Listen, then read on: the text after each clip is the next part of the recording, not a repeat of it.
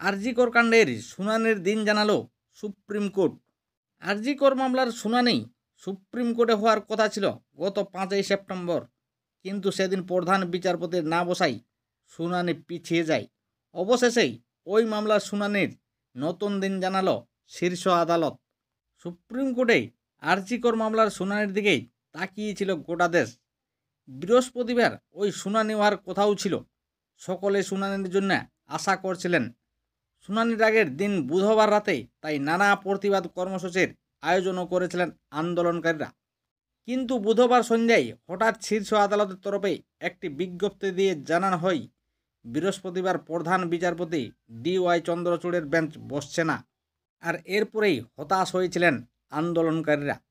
আরজি করে নির্যাতিতার বিচারের দাবিতে গত 9 আগস্টের পর থেকেই তারা প্রতিবাদ কর্মসূচি চালিয়ে যাচ্ছেন।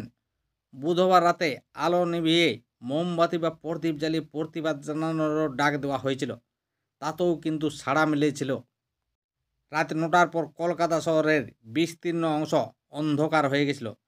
মোমের আলো জ্বেলেই বিচারের দাবি জানিয়েছিলেন সমাজের সর্বস্তরের মানুষ।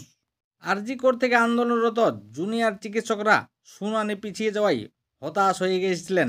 আর সেই মামলার শুনানি হবে আগামী 9ই সেপ্টেম্বর সোমবার, জানিয়ে দিলেন শীর্ষ আদালত।